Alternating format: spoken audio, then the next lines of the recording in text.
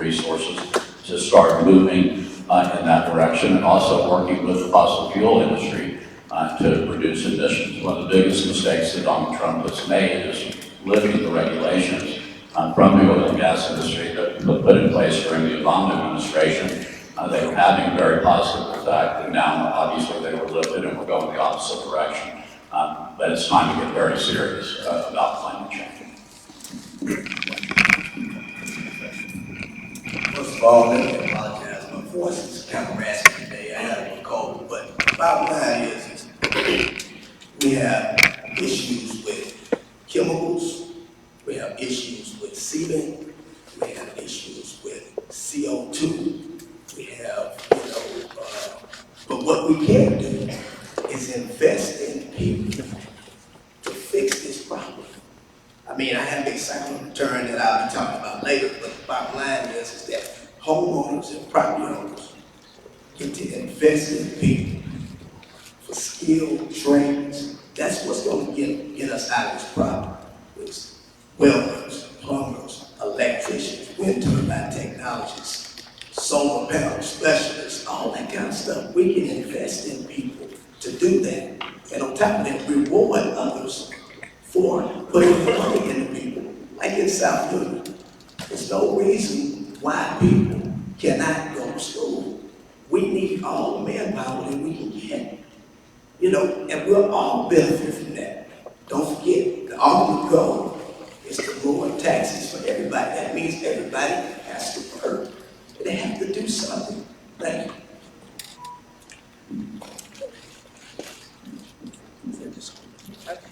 you. Good evening. With Houston being home to me and being home also to, in the last 5 years, 500-year storm events, I don't think we have to convince many people here that climate change is something that we urgently need to address. The challenge has been the last several years or a few years of the Trump administration. We have been reversing course of some critical headway that was being made under the Obama administration.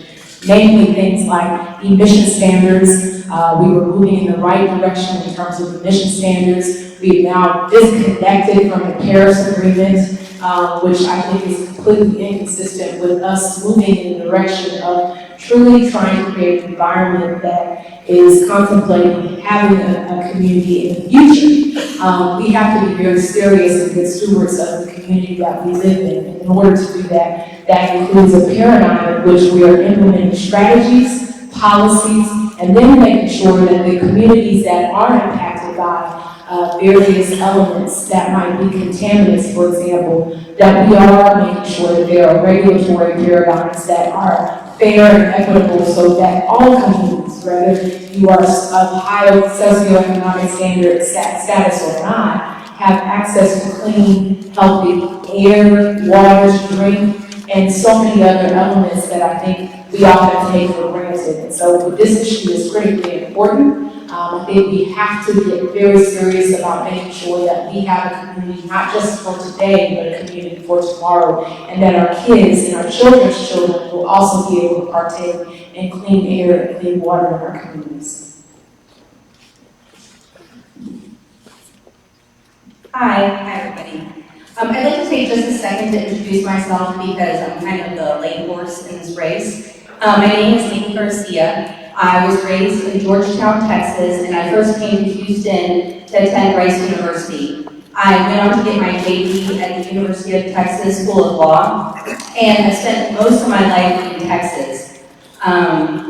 También yo vivía por unos 2 añitos en Ecuador y unos 4 más en España, und ich habe auch in Deutschland für 2 Jahre gewohnt. Only within Texas public school education can I ask for your vote in Spanish, English, and German. I am a small business owner, I am an attorney, and I'm the founder of a nonprofit organization. And turning to climate change, I want to talk a little about my personal experience. I restore homes here in the 3rd Ward, that's my business. And so I look for Caribbean houses, typically built before the 1940s. And I have to take special consideration to think about if this house is going to be standing here in 10 years or in 20 years, because we are right on the bayou. I have another property down in Galveston that I restored, and I had to really pay attention what floodplain it was in. So this is something that isn't 10 years out, it's happening right now. And we are on a very, very short time on it, and it is a very serious problem. With regards to the Green New Deal, I think it's great. Going back to my experience in Germany, when I was living in Germany, it was like in the late 1990s, and the wall had come down about like 10 years before. And there was this huge conversation going around about between East Germany and West Germany, because East Germany stagnated under the USSR, whereas West Germany had kept on progressing. And when it came to reunification, there was a big battle about where they were going to put money, because East Germany was going to leapfrog West Germany. And we're kind of in that position now. We have put so little money in our infrastructure that we actually have an opportunity now that we can reinvent our economy. So I want to look at the 22nd century economy and figure out, reverse engineer it, and figure out how we get there. And the reason that I like the Green New Deal is because it thinks big. And it was actually created with someone named Mariana Mazzucato. And she's a brilliant economist, and she actually has figured out a way to marry entrepreneurism with government spending. And so I think it's a great idea. I'm so excited that we're having these kinds of conversations within our party. Thank you.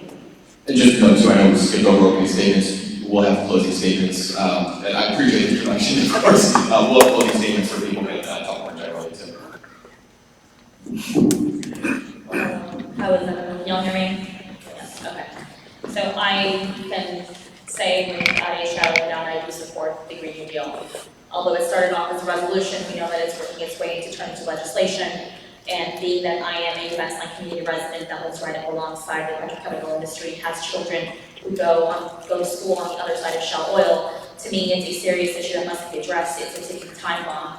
I believe that we should end the subsidies for the fossil fuel industry. It's something that I strongly support and I will strongly do going forward as Senator of Texas. And I have been leading the environmental justice issues in the state of Texas since the 2018 election, which I was a U.S. Senate candidate then as well, and I was the first candidate to ever sign the No Fossil Fuel Pledge at the U.S. Senate race last year, and I signed it again the first time this year, leading the charge on environmental justice. So being that I am a community resident alongside the fossil fuel industry, it has been my experience that the boomtown that John Cornyn refers to is not the one that I'm experiencing every day. So I invite John Cornyn to come and be my neighbor. Come and live where I live and experience what we do. Come and breathe in our air, since you are so proudly deregulating the entire state of Texas to allow the fossil fuel industry to take hold of our future and destroying it at the same time, all for profit. We must end the deregulation of not just our states, but also ensure that everyone is covered with Medicare for all, to ensure that these cancer clusters are no longer expanding exponentially to proliferate our economy for more fossil fuel interests. And doing so, we must also definitely end the war, because that is exacerbating the climate crisis around the world, which is causing this mass migration of people coming to our borders because it's no longer sustainable for them to live where they're at, because our country is destroying, our government is destroying their countries, making it essentially unlivable. Thank you. Hi everyone, my name is Cristina Tzintzun Ramirez, and I think as Texans that we don't run away from big problems, that we tackle them head on, and that's what I think about climate change. Now, I support the Green New Deal, and you will hear from John Cornyn that he doesn't support the Green New Deal because he thinks it's too expensive. Now, what he doesn't calculate is the cost, the catastrophic cost of doing nothing, economically, environmentally, the human cost and suffering of doing nothing. So, I know that John Cornyn doesn't support the Green New Deal, but that doesn't surprise me. My guess is he probably hasn't read it, like he didn't read nearly 20 years of climate science reports in the Senate because he just realized climate change is real a few months ago. But if you read the Green New Deal and why I support it, not just because 81% of Democrats do, but if you read it, it simply states that we are going to rise to the ambition and scale necessary to tackle climate change, and that we're not going to leave any oil and gas worker behind. Well, that's critically important for Texas. The oil and gas industry is not monolithic. So we need to make sure that companies have the resources, the investment, and the national scale and effort to transition. But we also need to say to the companies that want to hoodwink the American public, that want to lie to us about the costs and the reality of climate change, that if they want to cling to the past, we will leave that behind. The last thing I want to say in climate change is that we have a real opportunity. You know, just a few weeks back, I was visiting the Sunnyside landfill here in Houston. That landfill is now being converted to become the largest urban solar farm in Texas. It's going to provide clean energy for 12,000 local residents that were underwater under Hurricane Harvey. That's just in one city. Imagine if we had the focus of a state, a nation, on climate change. We would be creating millions of good green jobs and leaving a healthy planet for our children. So that is why I support the Green New Deal, because it's basic common sense, and Texas should be at the forefront of it. My name is Royce West. I'm a state senator here in Texas from the Dallas area. And when you begin to think about environmental justice issues, I've been working on environmental justice issues for a long time. I support the aspirational goals of the Green New Deal. How do we deal with it? All of us agree that climate change is a problem. This is how we need to deal with it. We first of all have to recognize that the industry has to be a part of the problem, part of the solution. There's a problem, we've got to be a part of the solution also. And so we've got to make certain, number one, that we elect a pro-climate change president. But that makes sense, right?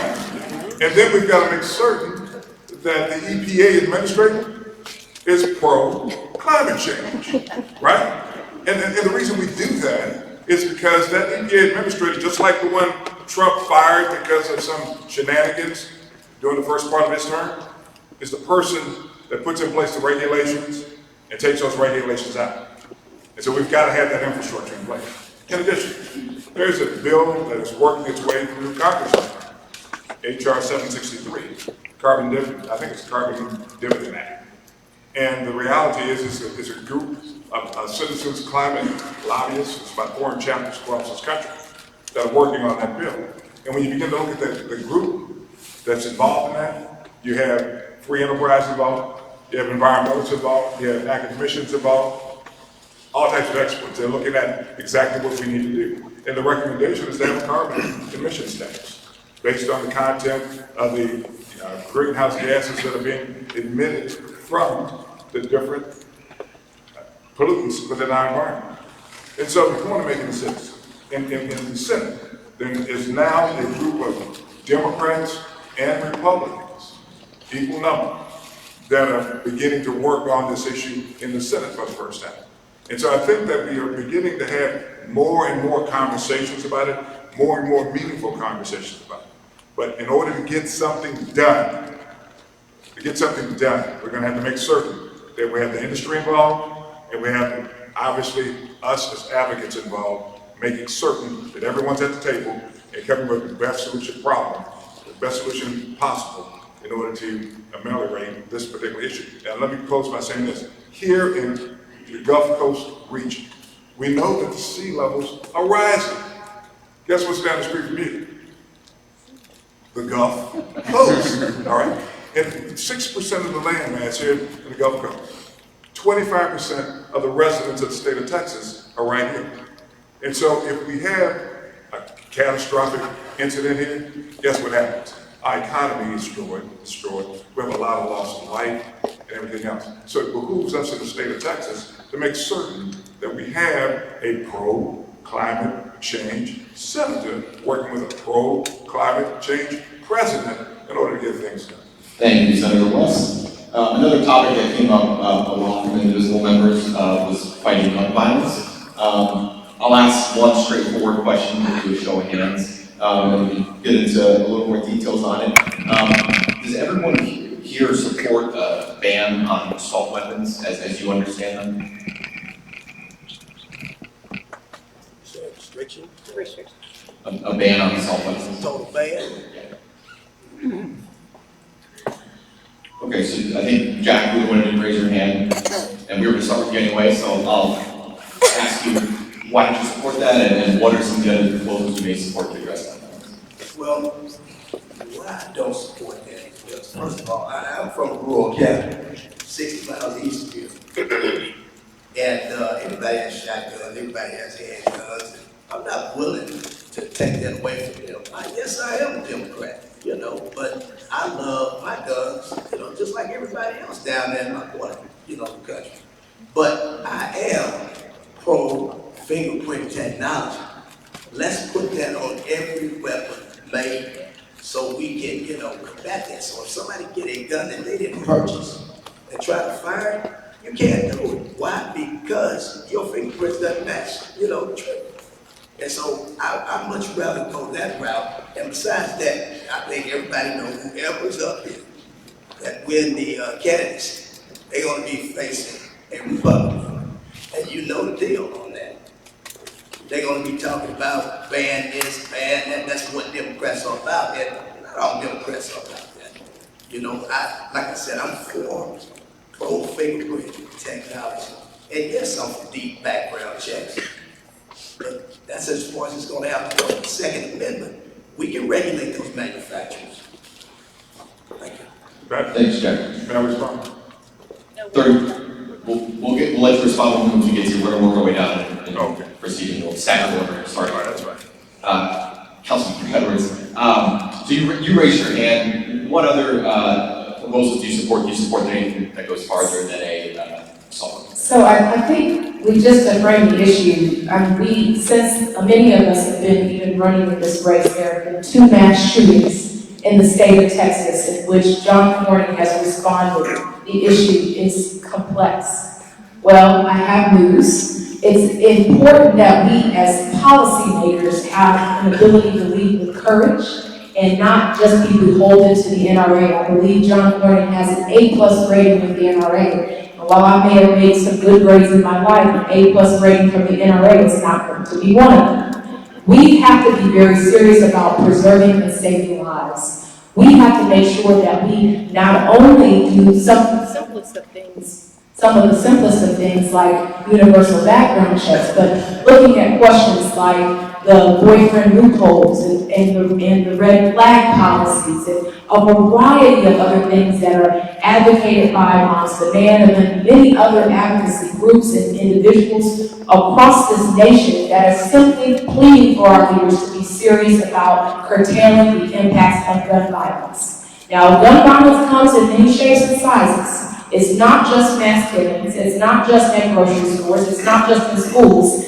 Sadly, these are things that have been taking place over time in homes, in a variety of contexts, even with regard to suicide. We have to be serious about doing our part, restricting the improper distribution of guns, making sure that those that have guns own them safely and are properly trained. And that goes across a wide spectrum, including our law enforcement community. Proper training among every young ambassador is critically important as well. Thank you very much. And I don't know if I saw you, did you raise your hand? I did. Okay. I asked you. It's the same question that you posed to Councilmember Edwards. Right. So I mentioned earlier, and it was in Spanish, admittedly, and German, but I've lived overseas. And I want to be very clear that what is happening in the United States is not normal. We are outliers. In 1 week, we have more deaths by guns in this country than, pick a country, Japan, South Korea, Australia, France, Spain. We are an epidemic. And we are trading our kids' security, our own security, for what? The right to bear arms. Well, guess what? There's something in the founding document of this country that says that each of us has the right to life, liberty, and the pursuit of happiness. And I'm tired of framing this question about are we going to take away assault weapons? Yes, we're going to take away assault weapons. And you know what else? We're going to get smart because we are going to go and we're going to stop protecting gun manufacturers from lawsuits. And then we're going to go and make gun owners carry liability insurance. What do you think is going to happen when you have insurance companies getting involved in this and assessing risk? Finally, we're going to stop letting credit card companies finance the purchase of these guns. 60% of these guns are bought on credit cards. We have alerts when someone takes our credit card. We can have alerts when people start buying multiple guns. But this is a crisis situation. Our kids should not be raised in the country. I have 3 kids sitting here. I should not have to worry about my kids having a live shooter situation in their school. We should be upset. We should be upset by this, and I am. Thank you very much. Sema? I'm sorry, because I can hear it. So, it's not working well? Okay. All right, let me know. Hear me? Can you hear me? Yes. Okay. So I absolutely believe in the banning of assault weapons. There was a time when the NRA was more concerned about gun safety and training than ever before, and now it's just more concerned with the proliferation of gun sales and gun manufacturing. I believe in the peace plan, and I fully support the end of the killing of other people in other countries, because there's assault weapons there too. There's real live wars going on. There absolutely needs to be a way for us to, and Congress can do this, Congress has the power to regulate the gun industry through the Commerce Clause. So let's start supporting that, let's start regulating, let's start ending the manufacturing of these, the ammunitions. And when someone is going to get a weapon of whatever kind, look, we register our cars, we register our homes, we register health, anything you can think of, we have to register for. So why the hell are we not registering these guns? Why are we not making it mandatory? Because if for one day your gun goes missing, the police have somewhere to go to, instead of assuming that a shooting or a killing was made by a black or brown person, we're automatically targeting people of color for violent crimes. So this would greatly help and benefit the justice system to bring about justice, to ensure that women like myself, and I'm very thankful for the Violence Against Women Act, is something that John Cornyn is not willing to negotiate on, because he wants to include some clause there for the NRA and the gun proliferation. I am here today because of the Violence Against Women Act. If it wasn't for that, I wouldn't have survived a very abusive marriage. So being that I am a survivor of domestic violence from abusive situations, and John Cornyn, we know, is beholden to the NRA just as much as the fossil fuel industry. So I definitely do not support these weapons of war in our streets, in our homes, overseas, and I sure as hell do not support them in the hands of people with the excuse saying that we're going to use them for hunting. Thank you very much. That hell finds place with an assault weapon. Cristina? So I graduated high school the year of the Columbine shooting, one of our first mass shootings in a public school. And so I've been waiting my entire adult life to see Congress act and do very basic things like pass universal background checks, ban assault-style weapons, and instead we've been teaching a generation of children to learn how to play dead in their classrooms. That seemed like the first thing. I also know that we need a mandatory gun buyback. I do not believe that, in this few seconds, that belongs in the hands of civilians. Now, we are having a debate in our country and in this state, not only because we have been victims recently with 2 moms to be in action. I think there's some people in this room that are part of this group. The number one issue I'm getting asked about on the campaign trail, which has surprised me, is about the plan for the young people of still violence, not just in mass shootings, but in our increasing rates of suicide and the disproportionate rates and effects of gun violence on communities of color and women. Thank you very much, Cristina. Senator West? Before becoming, I've seen man's inhumanity to man. I've seen violence. He was governor of the state of Texas. Y'all remember him? Okay. I think that if you look at my record, you'll see that with both background checks at gun shows, reduction in the magazine sizes, couldn't get the support back then. But something is happening in the country. All of these mass shootings that we see today. And I will tell you that I will continue my efforts based on my Against Women's Act. And some of the hesitancy of doing that is because we have transgenders that are being considered. How stupid. Shouldn't transgenders also have protection against domestic violence? Can you please finish your thought? Okay, I will. So you see where I am on this issue. Okay, as your United States Senator, you can be assured that I will be out front, as I have been since Aaron Richards was governor of the state of Texas, making certain we put together a coalition in order to get something done. Thank you very much. Chris?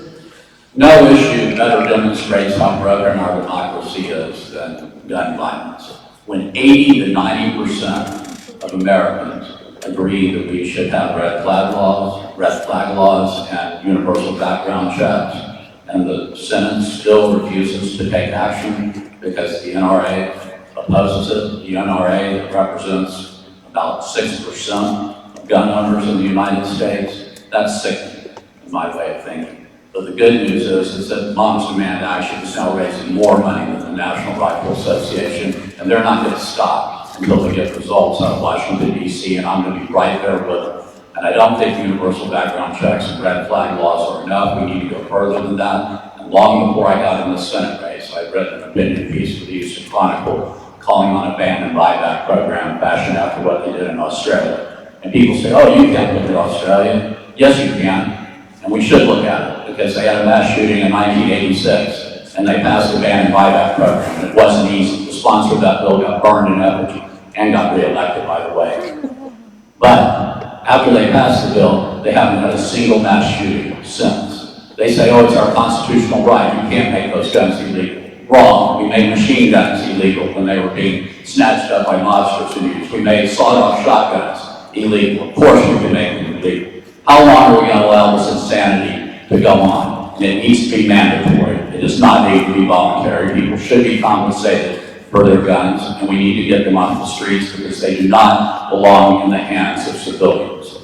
Thank you very much, Chris. Councilmember Edwards, we'll start with you for this next question, just legislator on deck. Try to keep this one as brief as possible. It's a very important issue. This group here came up a lot in the questions that were submitted. A priority of theirs is democracy reform. So this is basically a two-part question. Indivisible members want to know, would you have voted for H.R. 1, the For the People Act? And I don't need to know every single democracy reform as it relates to campaign finance or ethics that you support, but name one that's among the most important to you.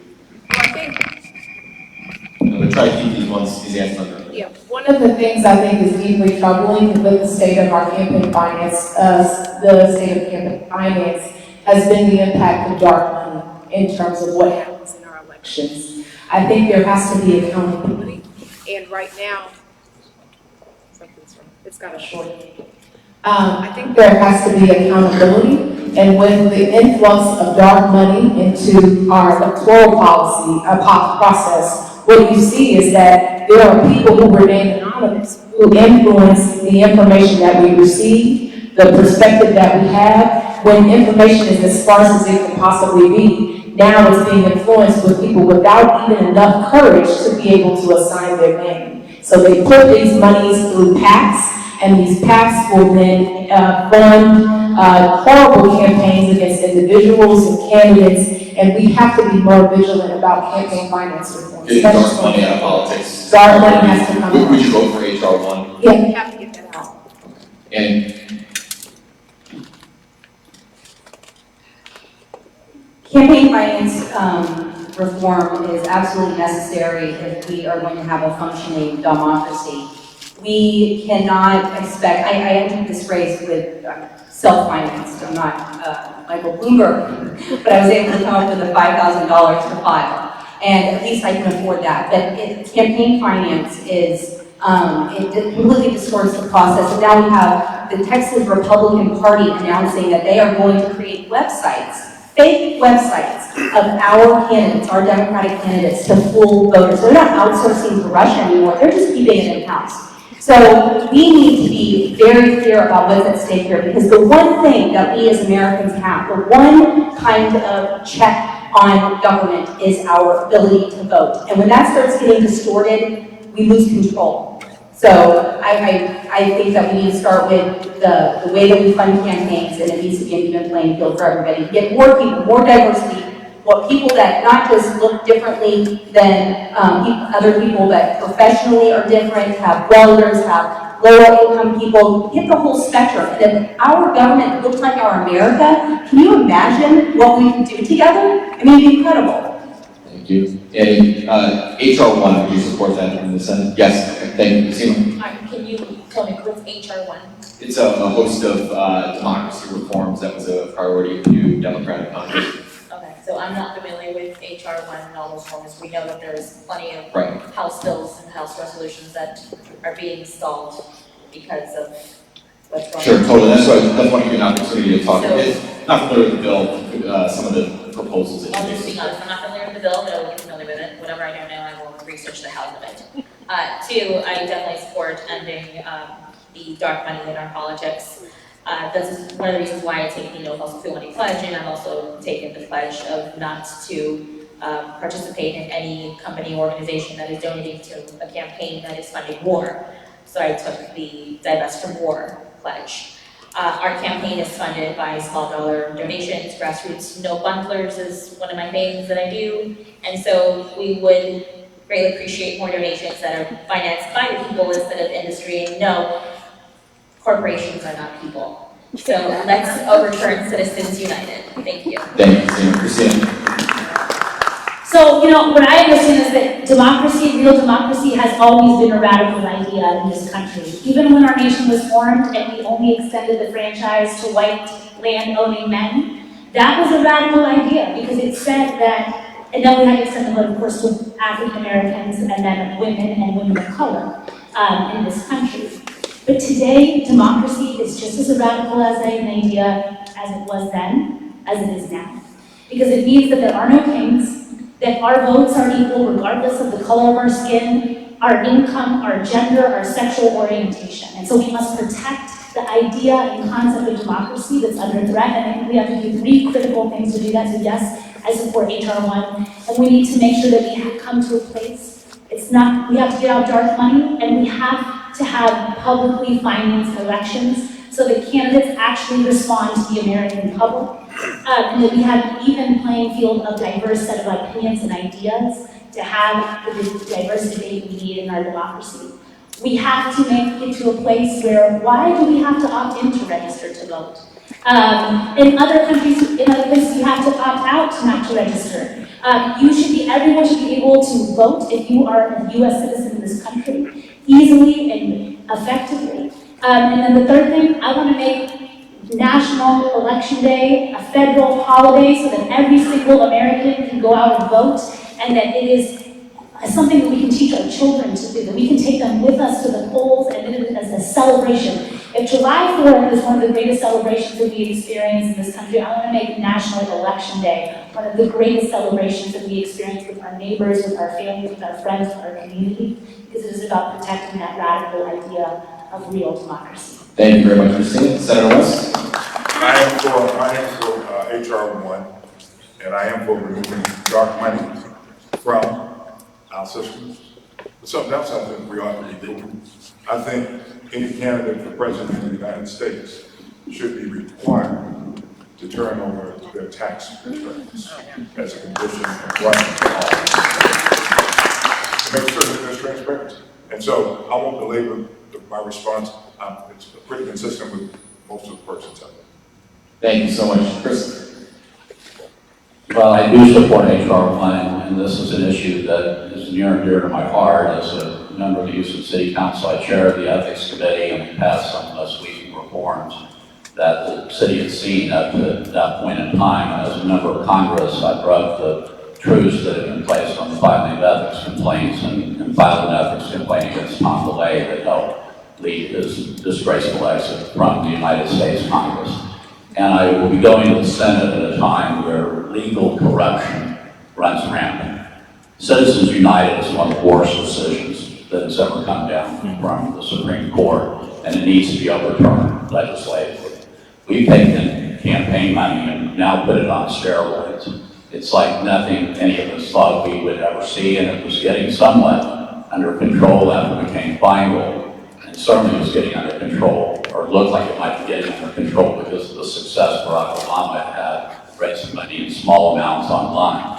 But then shortly after he gets elected president, I don't think it's any big coincidence that suddenly the Citizens United decision comes down, and now you have these super PACs running rampant. We have put forth a whole anti-corruption plan. It can be found on my website, which is electchrisbell.com. I would invite you to read about it. It doesn't only take on campaign finance and trying to take corporate money out of politics, but addresses a lot of other issues as well. Thanks, Chris. Jack? Yes. Yes, I support HR 1. But the thing is that, I just don't understand why we cannot have fair, free elections. We need all brains on deck. It's no telling what people who have no money can do for us. They may win, they may lose, but they'll bring out, some ideas that we never thought about before. That concerns me dearly, because like Alan Turner said, sometimes it's the people no one can imagine anything of who do the things no one can imagine. And that scares me all the time when we, just because somebody's poor or just they don't have the money to do this or they don't have the money to do that, and we have to leave them behind all because of, the capitalistic society that we live in. And so, there will always, be a burning inside of me to change that. HR 1, I'll definitely be on that side. Thank you very much. For this next question, just to give you a heads up, Andy, we'll start with you. Another issue that came up a lot from Indivisible members is healthcare. There is a pretty direct question aggregated from the members, and so I'll just read it and pose it to you. Do you believe healthcare is a human right, and do you support, do you believe healthcare is a human right and support Medicare for all as the right method to achieve it? So that's a really interesting way that you worded that, because I actually use those words in the introduction. I want to tell you a little story. In 2014, I rushed my baby girl into the ER, barely breathing. She had been born with an undiagnosed congenital heart defect, and unbeknownst to us, for the first 6 weeks of her life, she was slowly suffocating. We did not have insurance. For the next 12 weeks, we lived in the NICU. She survived on dozens of medications, countless procedures, and ultimately 2 open heart surgeries. She survived. She survived with about $1.5 million in treatment. Financially, our life savings should have been wiped out. But our baby was lucky enough to be born in Spain, where healthcare is a human right and not a for-profit business model. And that's right. They get it right. No parent should ever have to choose between bankruptcy and their child's life. And I want a system that looks like that, where there is no payment at point of service, there is no co-pays, co-insurance, deductibles, out-of-network limits, pre-existing conditions. We should have complete coverage, and it's cheaper. We spend more money in this country than any other country in the world on healthcare, and our outcomes are worse. We cover a quarter of our people don't have sufficient access. Up to 400,000 people in this country die because of medical error. It's not even good. And 40,000 people die because they can't even get access. So this is an easy answer. We will be healthier, we will be better, and we will be richer if we convert to a single payer system. Thank you very much. Sema? And I'm using this microphone because the other one apparently is not registering online. So I definitely want to support that healthcare is a human right, and the way to get there is through Medicare for all. Particularly the bill that is already in the Senate is Senate Bill 1129. That is the gold standard that would raise our standard of care exponentially. It would lower the maternal mortality rate in our country, which is extremely high, especially for Black women. So in order to achieve health equity and equality within our healthcare system and justice is through Medicare for all. And a lot of people will say, well, how are we going to pay for it? Well, we are already paying for it at this very moment. Right now, every single one of us in here pays taxes, and those taxes are being used ineffectively and inefficiently to subsidize the health insurance industry. So although a lot of people will talk about access and affordability, that doesn't mean anything if you can't afford it, and nor can you access it because hospitals across this country, specifically across the state, are being closed down because of lack of funding. Because it's left up to the states of how much we're spending on our healthcare system. Right now, we have the ability to implement Medicare for All. Unfortunately, we have a very corporate Congress that is not really taking this healthcare epidemic seriously. And being that I do have 6 years of experience working in acute healthcare, and I have 6 years of experience working in the insurance industry, I can tell you the entire purpose of the ACA, of the health insurance industry, is to create this for-profit healthcare-driven system where they get to decide whether you are worth fighting for or not. Or that you are going to be denied, or you're going to be accepted, or they're going to charge you more because you happen to be a woman with reproductive abilities. So let's no longer continue on this path of affordable and accessible. We know what is doable. Medicare for All is absolutely obtainable now. Why are we waiting? Why are we capitulating to the system that continues to kill us at a greater rate? 34,000 people a year are dying because of lack of health care. Let's end that now. Thank you, Sema. Cristina? So, by any measure, if we look at our healthcare system, it's a failed system. So by allowing private health insurance companies to profit off of our pain, our suffering, and illness, we've not only created the most expensive healthcare system in the world, we've created one of the worst outcomes of any industrialized nation. By any measure, that is a failed system. And that's why I support Medicare for All, because I believe it's the most cost-effective, the best way to provide the highest quality health care for the American people. I believe everyone should be able to go to the doctor when they're sick, and everyone should have high quality health care when they have a serious illness or injury. And in no state perhaps would benefit more from Medicare for All than Texas, because we have 1 in 6 Texans don't have health insurance in this state. And that's why you're talking about those of us that have health insurance but are underinsured, or have to pay co-pays, deductibles, or worry about if we do have a hospital visit, how much we're going to have when we leave.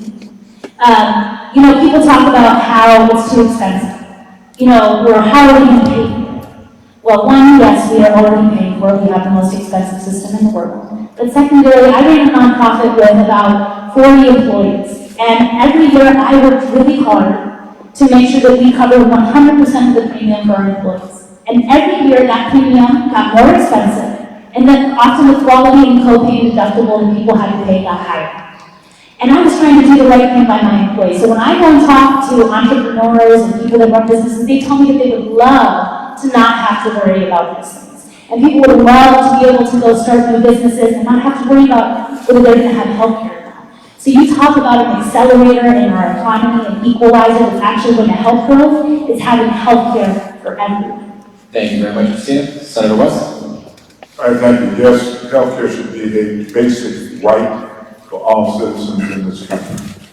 The fact of the matter is that if persons want to have Medicare for all, then they should be able to do that. But I am not for a system that says that if you have a healthcare plan and you want to keep that healthcare plan, that you got to go off of that healthcare plan and be a part of Medicare for all. Now, when I begin to look at the issues concerning this, I look at it from the vantage point of being in the legislature when President Barack Obama spent an inordinate amount of political capital to pass the Affordable Care Act. And then we had Mitch McConnell standing over in the Senate saying, what? I'm going to make certain he's a one-term president. And then the Republicans lined up from the top to the bottom in order to weaponize health care in this country. Texas being one of the main states. When you look at where we are right now, there are, 1 or 2 court decisions right now trying to do away with the Affordable Care Act here in the state of Texas. It's making its way through Congress. Rick Garrett, the next governor of the state of Texas, the federal government would put $10 billion a year in the state of Texas in order to put in our health care system. Rick Garrett and the Republicans decided to say, no, we didn't want the money. That would have been over $100 billion. But yet still, in every legislative session, we've got to do a supplemental appropriation bill in order to fund, in many parts, the underestimation of Medicaid in the state of Texas. And so, yes, we need to do something about it. We can do something about it. Those rabbit trails about it's too expensive, well, we need to reprioritize expenditures at the federal level to make certain that we have Medicaid, Medicare for all, for those who want to be in the system, and those who want to stay in their healthcare systems of plans right now still be able to do that. We know that if we have children in our state, 25% are with no insurance, that we make certain they get insurance and we have better outcomes in school because they're well and able to function better in our schools as a result. Thank you very much. We've got, I think, 3 more candidates left to answer this question, then we'll start the audience questions. So just if everyone can get ready. Chris, healthcare question.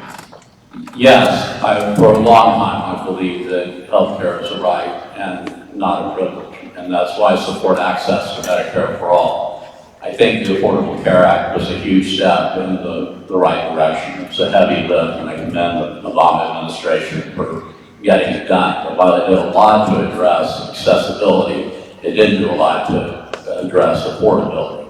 And so a lot of small business owners have been left with plans that are a little more than catastrophic care plans, paying huge premiums with huge deductibles.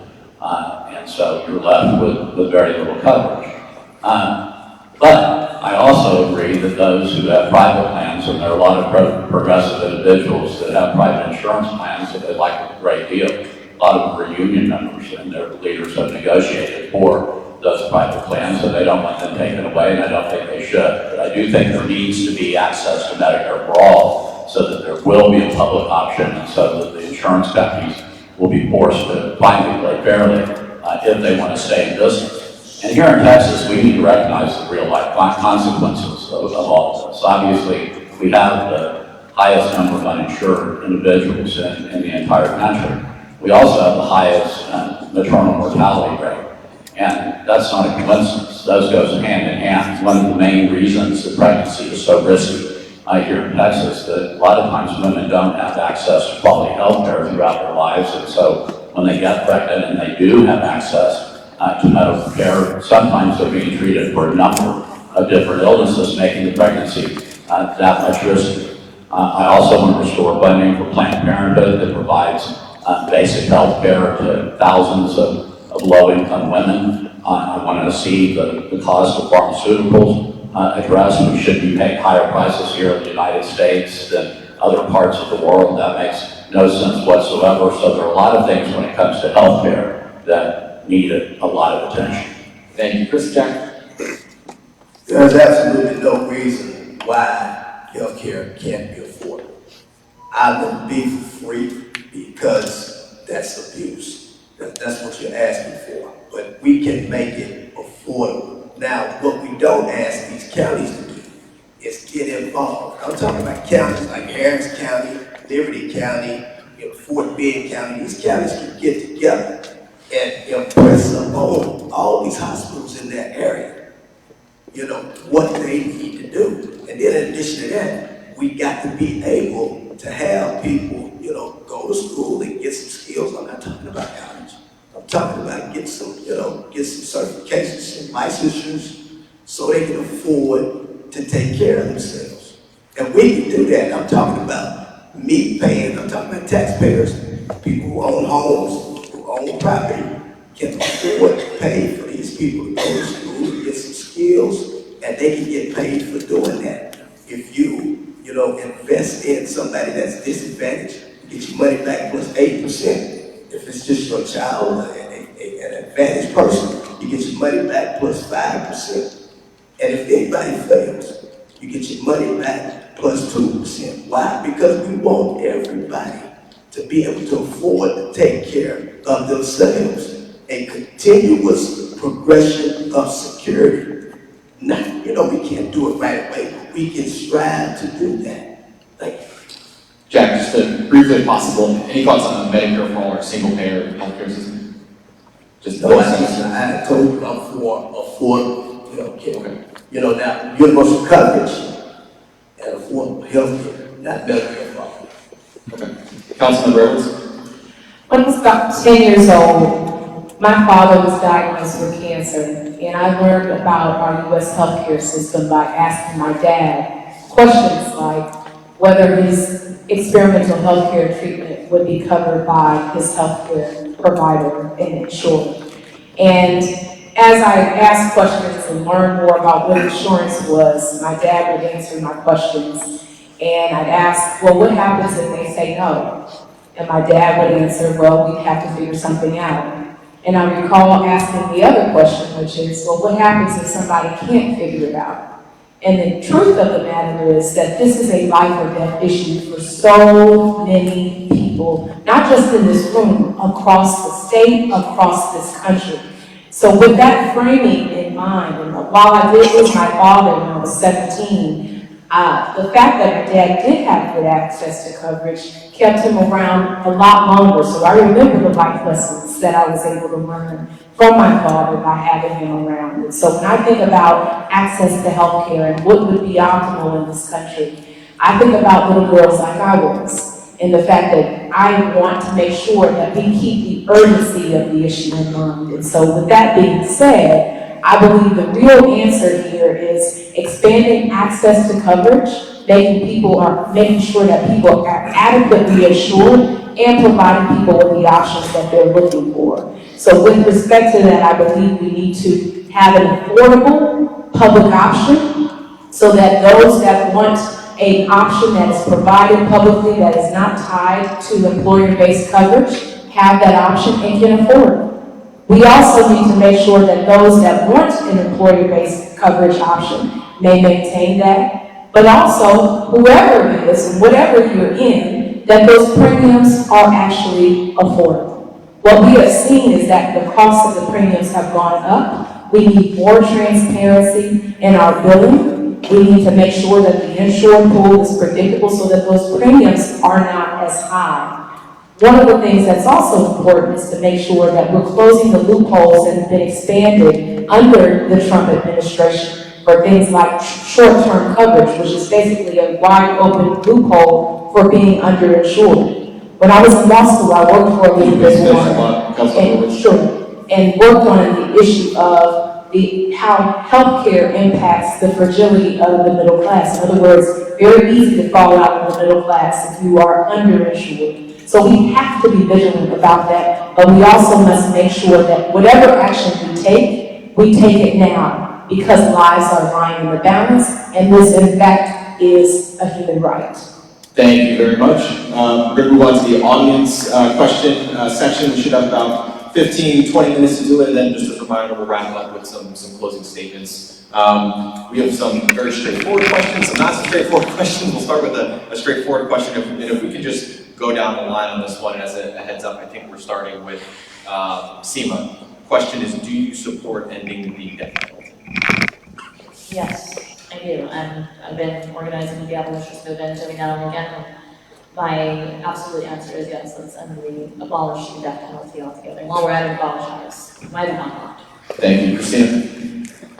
Yes, I support abolishing the death penalty. It's one of the systems that is most cruelly and disproportionately used against people of color. I also support it. There is a new platform out by Congresswoman Presley out of Massachusetts, a People's Justice platform that looks at remaking our criminal justice system to actually be about justice. This is just one key component to transition our country to not have 2.2 million people incarcerated.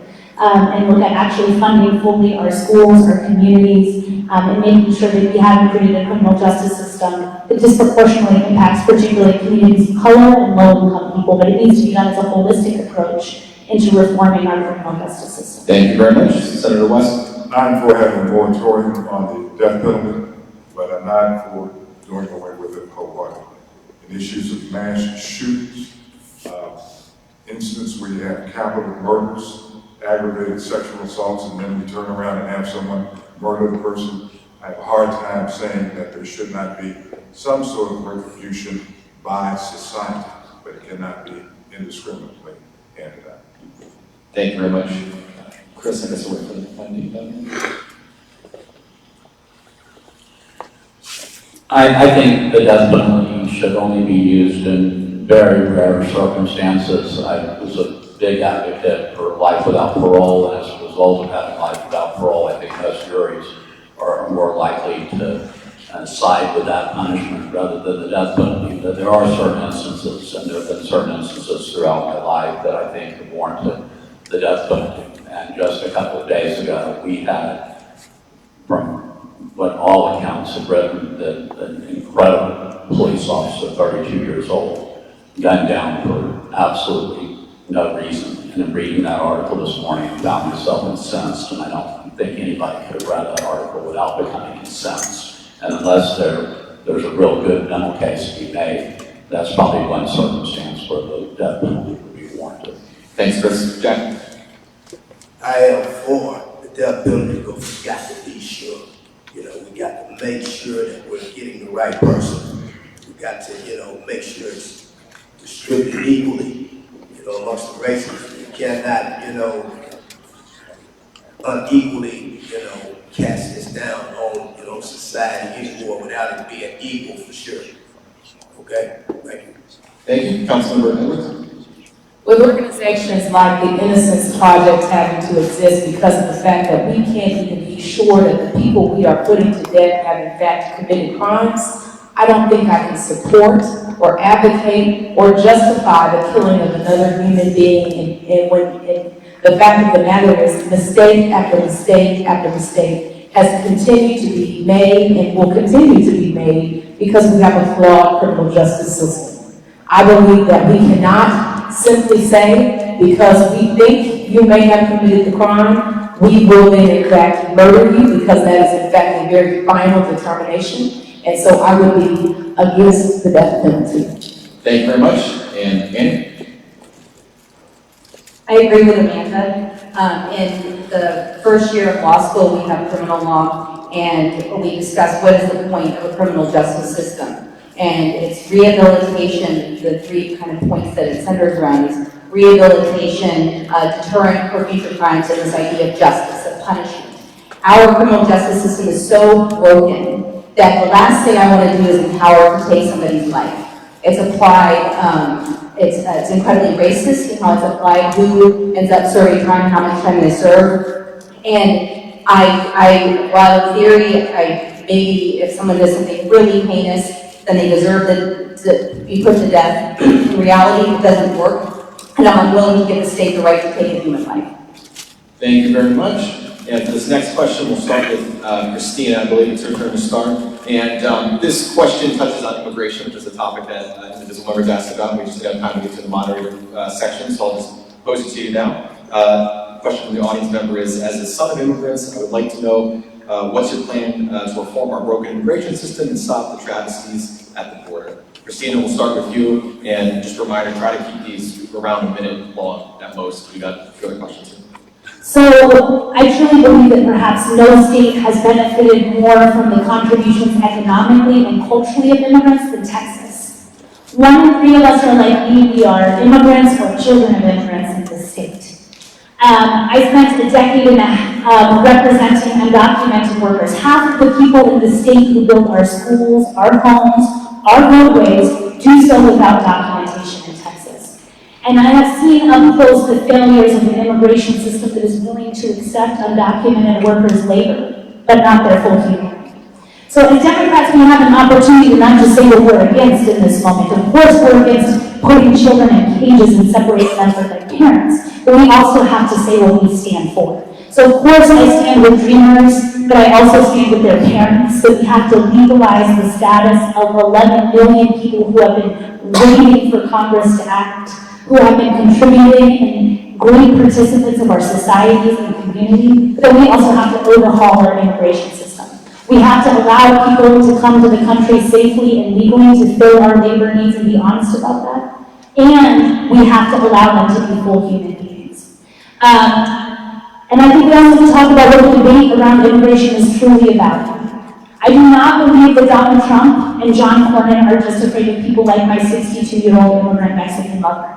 But I believe that they are deeply afraid of people like me, her U.S. citizen daughter who can vote and has dramatically different vision for my country than the one I see today. And that is at the heart of what the debate about immigration is about. That they are afraid of the power of the vote of immigrants and their children in our communities. And I say John Cornyn should be, because it's going to be this proud immigrant daughter that unseats him. Thank you, Cristina. Senator.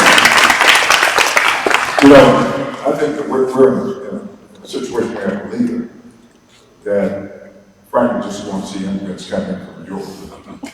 Norway. The fact that Norway, right. The fact of the matter is that he was caught on tape calling different countries from Africa whole countries. Y'all remember that? And so we're in a situation in this country where Anglos that think like him feel as though that they are going to be outnumbered eventually and not have a seat at the table of power. You know that's not the case. Because we can continue to build coalitions based on interests, not based on color, skin, or gender, but based on interest. And so when we look at the immigrant issue, I think that obviously it's an issue that ends up being as a result of persons coming in from south of the border. We have people coming in from Haiti, from Jamaica, all over this world. So we have to look at holism. And yes, when we have instances where we have children placed in cages in order to dissuade persons from coming over the border, how inhumane. What type of person would authorize that type of treatment of other individuals? Over the years, as it relates to immigrant-related issues, specifically DACA, go back and look. Kids that have come to the Capitol to advocate for their rights, I've been supporting them. The fact of the matter is, they never came into the education committee and basically told the students, I go to school, but I can't get a job after I graduate from college. And I've been an advocate of making certain that there was a pathway to citizenship for this young people. I'll continue to do that. Yes, we need to fix the immigration system to have more expedited hearings, which means we have to put more resources in. We don't need a damn wall, okay? We don't need a wall. Do we need more enforcement on the border? Yes. But we can do that without some wall. And so we need to fix it. Let me finish this thought. I will be an advocate of doing that. I have done it in the past, and I will continue to do it in the future. Thank you very much. Chris, once you get the microphone. These forums have taught us all to speak faster, but I still haven't been able to come up with a 1-minute immigration reform plan.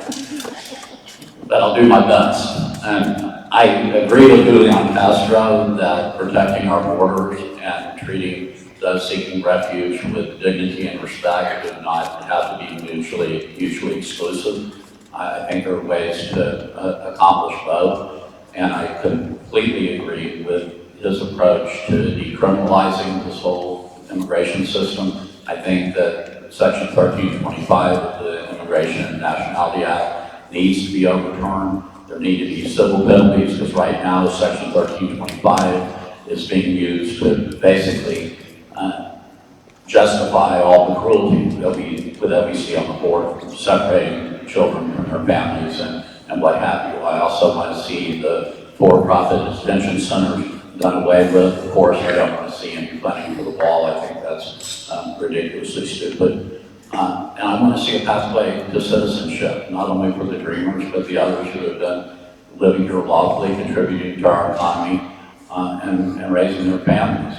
I think we understand that better than most here in the state of Texas. It's preposterous to act like we're going to deport 11 million people who've been contributing to our economy.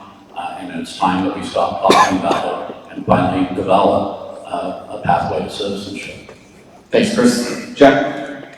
Well, the number one reasons people from Northern Triangle come to America is because of soil erosion. You know, they cannot grow any food. And so that, causes them to they be pulled in this direction.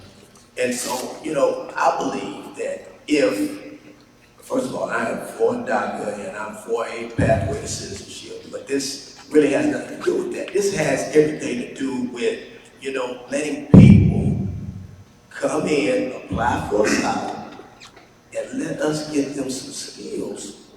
And while they're here, generally it takes about 3 years to get your asylum claim heard.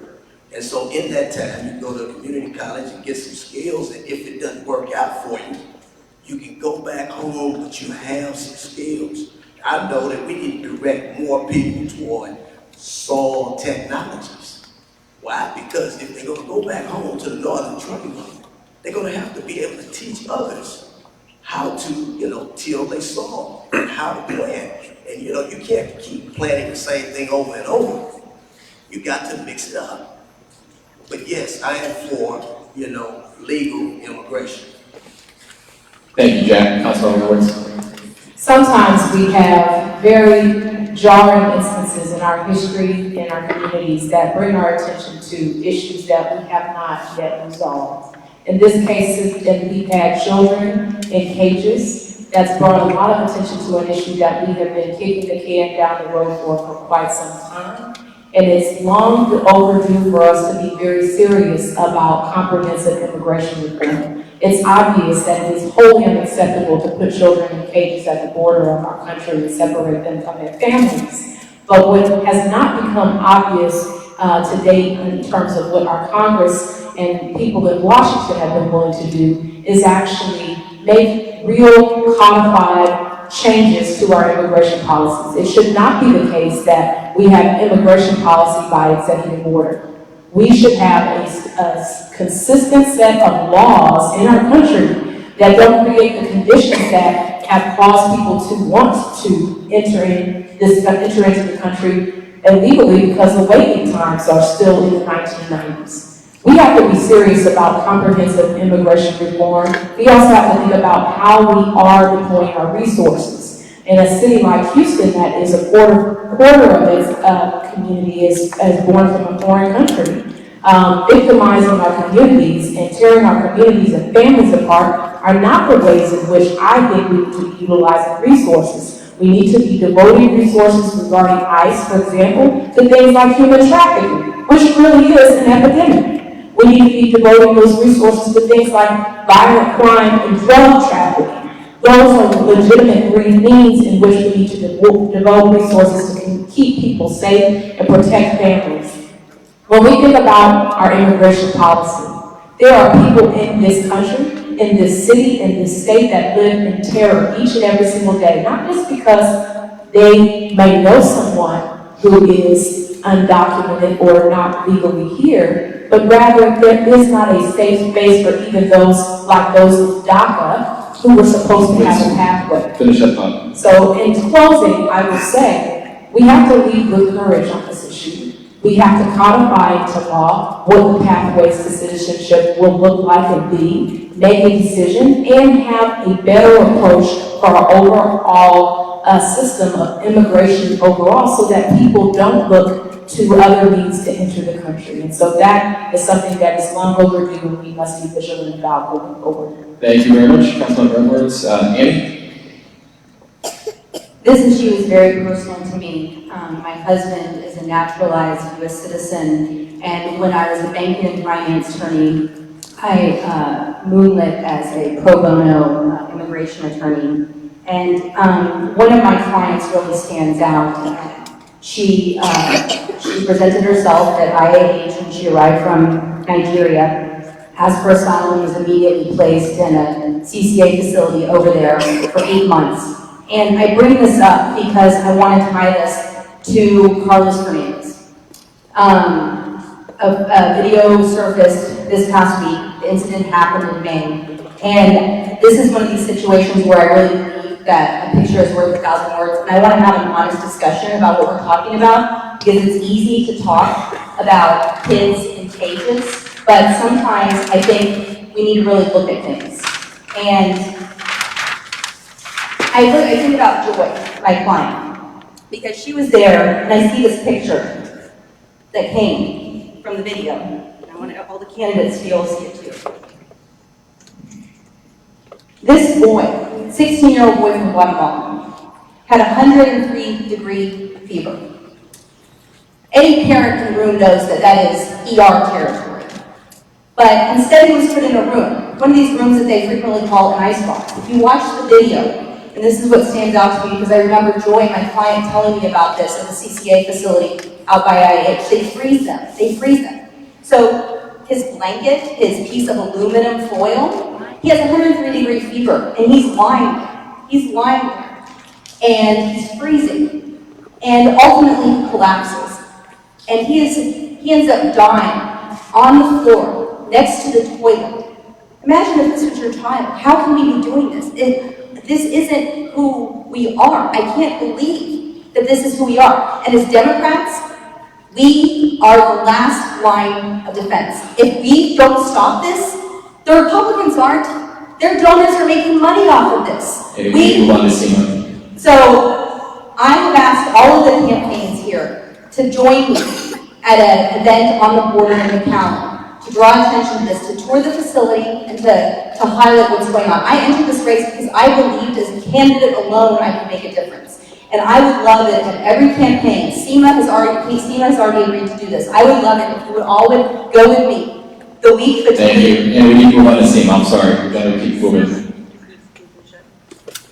So there is definitely an immigration crisis happening on the border, and it's sometimes something that candidates use as a backdrop to launch campaigns, and they only talk about it when it's politically convenient. But what's happening at the border has been happening for centuries. Actually, yeah, for a very long time. And it's not just happening with people crossing the border, it's happening to Indigenous people, and now those facilities are being used to cage our children, to separate families. And so I fully agree with going with Annie to the border, and I would encourage the rest of the candidates go and take a trip to the border and see what these facilities look like. If we're not allowed to go in, that's fine. But we should definitely see where the border wall is going up and see the Indigenous tribes, the Indigenous land as being disturbing remains. But to get to your question about immigration reform, I totally support immigration reform right now. There's a lot of pushback from Democrats and from Republicans historically on immigration reform. We can't ever agree. And the one thing that they do agree on is the exploitation of the undocumented workers. And undocumented workers, undocumented people are more susceptible to sexual abuse, are more susceptible to being killed and not report those crimes if they are victims of abuse, even in the workplace. A lot of them are exploited and not giving back their visas, or they're being threatened to work for free. So this exploitation exists, and it has existed a long time. The reason why there isn't an advancement in immigration reform laws is because the industries which employ them, their employers, do not want that to happen, because that would force them to treat the undocumented people in this country, which there has clearly been said 11 million undocumented people in this country would be treated as human beings and be paid a living wage, and would have the ability to, one, register to vote, become citizens, of course, and actually matter. And to me, every single person in this country, whether you're documented or not, y'all definitely matter. And it's important that we do the outreach, that we represent them, and that we don't exclude them from the conversation. And to ensure that DACA, because I know right now DACA, there is no direct path to citizen pathway to citizenship for DACA recipients, but in my plan, it's automatically giving DACA recipients the ability to become residents and become citizens without having to pay the exponential fees and the processing that it takes right now at the moment. Thank you very much, Sema. That is going to do it for audience questions. We obviously didn't get to several of them. I'm sure some of the candidates need to be sticking around afterward if you want to talk to them with your question or with your issue. Definitely want to move on to closing statements now. I think we'll start with Senator West. He was next as the first up. Just tell us briefly a little bit about who you are, why you're running, and how people can get in touch with your campaign. First of all, I want to thank Indivisible for putting this on. Let's give the organization a hand. And the great thing about it is that Grapevine here and other chapters that has been streamed across the state of Texas, so all of you out there, thank you for participating. My name is Royce West. I'm a state senator from the Dallas-Fort Worth area. I've been in the state senate for the past 26 years, and I have worked very hard to make certain that issues that are important to Democrats, in fact, have been addressed. When I think about our country, I have never, ever seen our country in the condition that it's in right now. I've never seen a president that has taken so many liberties. And yes, you could probably shoot someone in Times Square and get away with it if Republicans ruled this country. I shudder to think about if we wake up the day after the election and Donald Trump is president of the United States. You know, America has so much potential, but there's a lot of people that are struggling in this country. I think about people that come to my office, persons that need to get financial assistance for housing, that have to make tough decisions as to whether or not they're going to pay a lease, they're going to rent, or pay for medical supplies, prescriptions. I shudder to think about our foster care system, where we have kids that are taken out of their home, put in their foster care system, and we have, how many of you know a grandparent is taking care of their grandchild? Okay? There are a lot of grandparents that are having to take care of their grandchildren because the grandchildren are taken out of the home. But can we do something about it? Have you done anything about it, in the West? Yes. When you begin to look at issues concerning gun sentence, I've been very involved in that. When you begin to look at issues concerning healthcare, I've been there urging Texas to be more transparent and more accommodating to people who are less fortunate. When we begin to look at women's rights, what my position is on, I've been there. The night when there was a great debate here in Texas, when Wendy Davis was debating, I was on the floors of Texas State Senate, working to make certain we defeated those emotions there. Maybe we look at criminal justice, we look at body cameras, look at dash cameras. I'm the one that brought those laws into being in the state of Texas. Education. I worked very hard on education, created universities. And so what I'm telling you is this. There are a lot of issues in this country. And if you want someone that has a demonstrated track record of dealing with these issues that we're talking about this evening, I'm that person. I think that you got to look at a person. Please, Senator West. I will. You got to look at a person's past to see what they're going to be doing in the future. If you look at my past, you'll see what I'm doing in the future. You'll see that of the 12 Democratic senators in the state of Texas, 10 are supporting me, have endorsed me as the nominee for the United States Senate. Of the 67 House members, 47, 49 of the House members have endorsed me. So that broad base support. We have one in Chris here. So I ask you to go to roycewest.com and look at my website, and hopefully you can support Royce as your choice for the United States Senate. Thank you very much. Chris, your closing statement.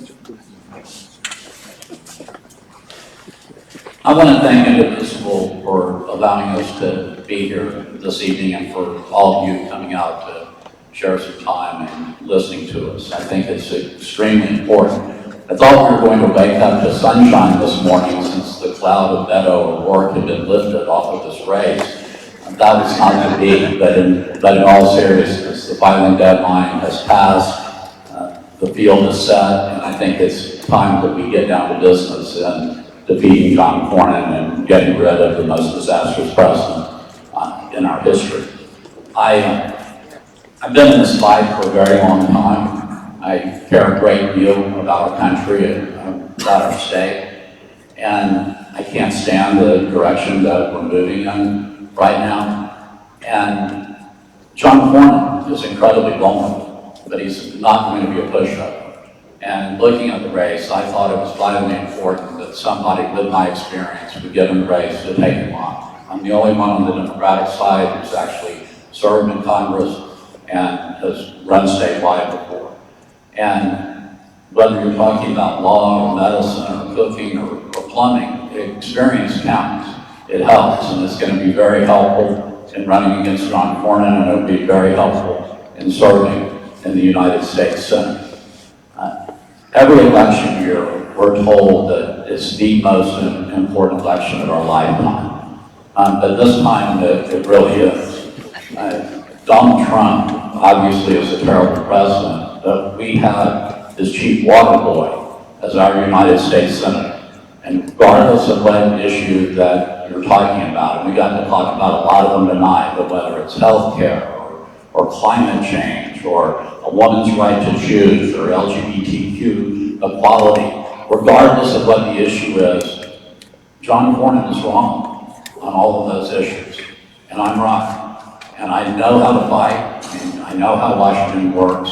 And I'm looking forward to going back and being your United States Senator. And tonight, I ask you to join me in this fight. Thanks so much for coming out. Thank you, Chris. Jack, the closing statement. Yes, my name is Jack Daniel Boston Jr. And my website is jackdaniel.com. Now, there's a silent majority that people really don't talk about, and that is the taxpayer. I'm not talking about just a sales taxpayer. I am talking about somebody who pays property taxes and pays school taxes. You know, we got a big bill coming up by the end of January. If you don't pay it at the end of January, well, you know what's going to happen to you. You know, they're going to put those taxes, they're going to put some more fees on you. But it's the free stuff that gets people. And the homeowner and property owner never gets anything back. And that's clearly frustrating to Texans for sure. Now, they tried to put Proposition 4 on you. That would have been state income tax, that would have been property tax, and school tax. I mean, when are we going to get some relief? You know, that's what I'm talking about. If you look at my cycle of return in cities for Texas County, it's all about property owners and homeowners being able to make their money back. You know, that's no joke. You know, you cannot make your money back nowhere else except for investing in skill trainings for people to have so we can fight this environmental issue. So we can fight, you know, unemployment issues. You know, it's always a disconnect. You know, when they talk about these metrics about how good the economy is doing, but unfortunately, I can go right outside, right here in South Union and find out that that's not right. You know, that's just the way it is. So we got to do something about it ourselves. We can't concern ourselves with, you know what I mean, student loans and financial aid. No, let me do it. Let the taxpayer get their money back. My name is Jack Daniel Foster Jr. I work for the United States Senate. Thank you, Jack. Councilmember Edwards. In 2017, 51 inches of rainfall came across our city. And as that happened, we made sure that we were trying to take care of those who were in need, particularly some of our most vulnerable, some of our seniors. When I was checking on them in North Houston, what I learned was that many of our seniors were not taking the walls out of their home despite the fact that they had been soiled by floodwaters. So I mobilized volunteers to go out door to door, checking on our seniors, making sure that we were connecting them to people who could help them get those walls out of their homes so that mold would not set in. When I would step foot on those doorsteps, however, one of the things that was striking to me was the notion that because you see an elected official stepping foot on your doorstep, suddenly you must think, oh, well, are you up for the election? Right? Sounds harmless enough, except that it's not, and we deserve better. We have conditioned our public to believe that we are only good for showing up on your doorstep when we need something from you, rather than actually be there to deposit in your lives and maybe the most critical juncture, like, for example, the second worst disaster in U.S. history. This is indicative of what my campaign is about. It doesn't start when my announcement was made, and it doesn't end on my election day. This is about people and making sure that you are able to reclaim the power that you rightfully deserve because these seats belong to you. One of my favorite sayings is that power Beto did, but we will also get that person who feels disconnected because they think and believe because we've shown them that we only find their homes during campaign season. It's time to reverse that course and have servant leaders who can get the job done and who have a demonstrated track record of being able to show someone that in fact it will be done. That, my friends, is what we can achieve together. So I encourage you to join me on this People Power movement and visit us online at www.amandafortexas.com. If you're tired of politics and you just want people to get to work, please join our movement. We're also on social media at AmandaForTexas.com. That's Amanda for Texas on Twitter, Instagram, and on Facebook. Please join us. We have a table in the back for you to sign up as well. Thank you very much. Thank you very much, Councilmember Edwards. Any your closing statement? I have the audacity to run for U.S. Senate because I am fed up.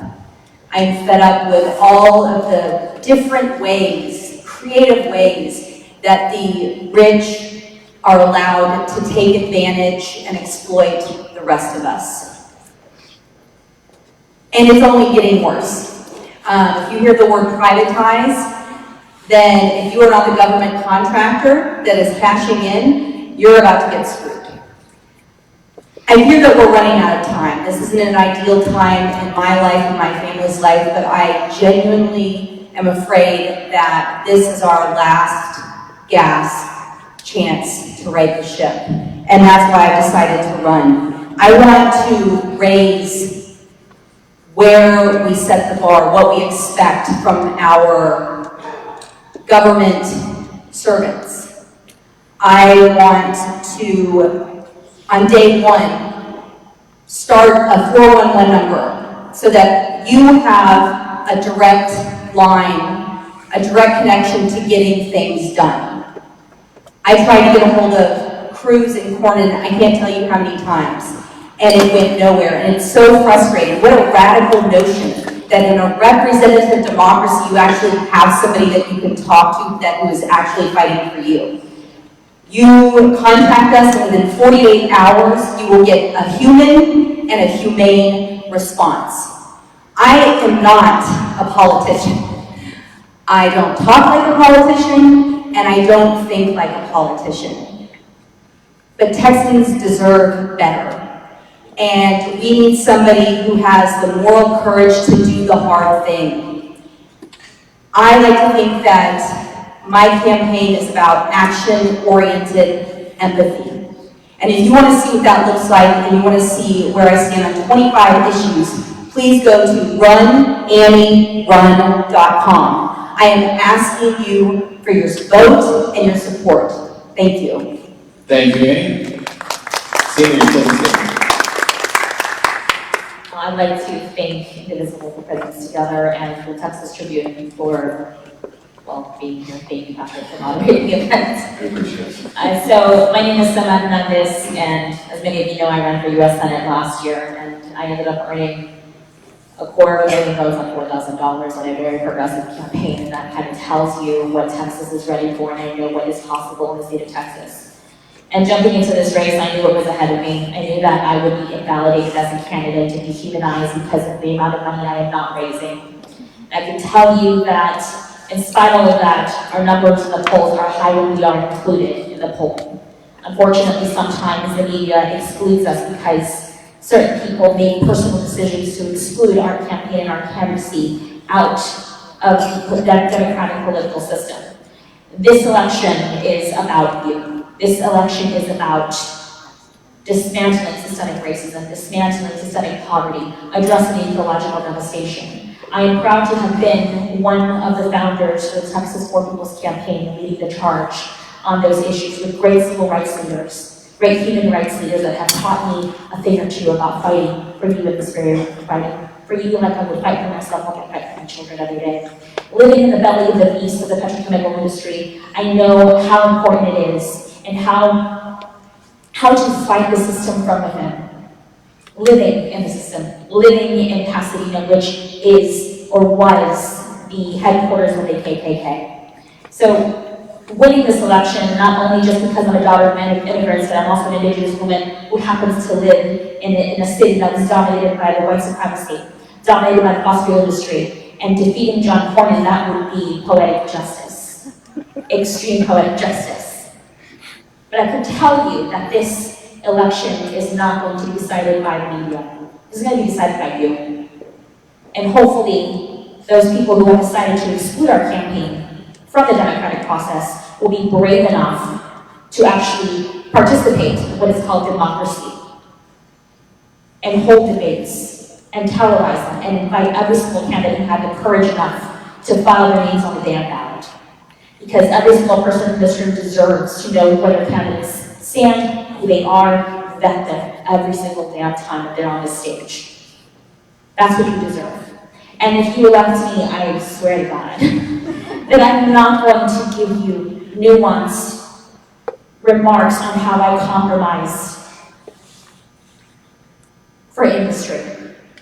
That's not what I'm going to be elected for. I'm going to be elected to represent you, not to give you half-assed answers, not to give you excuses, not to sit there and say, well, this is the best I can do because Republicans have the vote, so I had to vote for Republicans.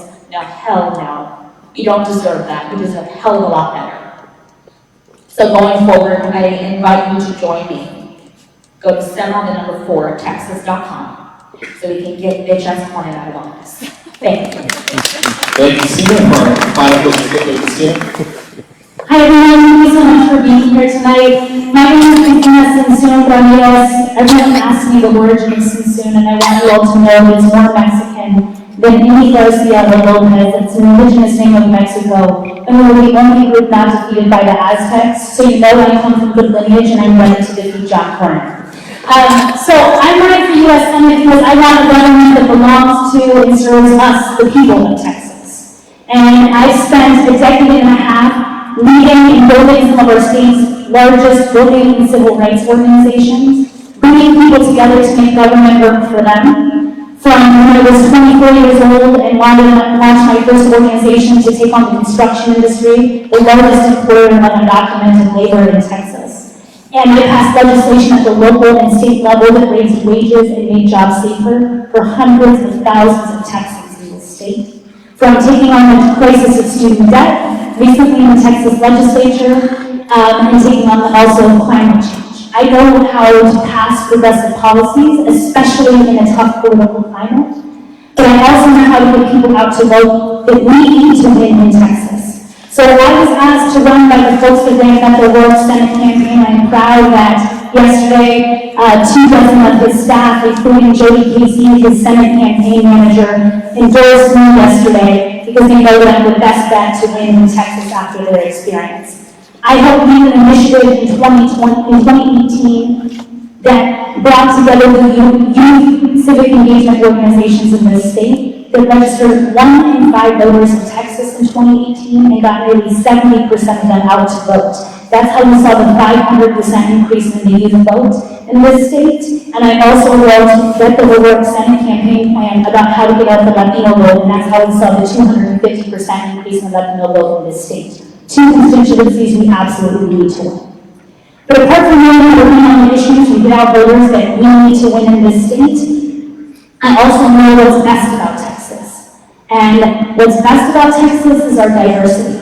And I know this because I live this. My mom's the oldest of 9 kids from a very poor farm-working family in southern Mexico.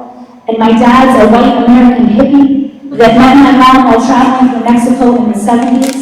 My white grandpa used to say we were purebred Irish Mexican Americans, if you've ever seen him. And as a kid growing up, I got to know that there wasn't anything purebred about that. But I got to see and learn something that a lot of other people don't. That my Mexican and Anglo families had a lot more in common than we had at ours. That it doesn't matter where you come from, who you love, who you pray to, or the color of your skin. That we always want the same things for our children, for them to be safe, to be healthy, and to go to great schools and become everything they dream of. And I think every single Texas family can have that, and every single Texas family deserves that, and that's why I'm running for U.S. Senate. You can find out more about me and my campaign on how we're going to fill Texas in 2020 at CristinaTzintzunRamirez.com, or follow us on Instagram, Twitter, and Facebook. Thank you so much. Thank you, Cristina. Give a round of applause for all the candidates. And thank you for coming out and for the program.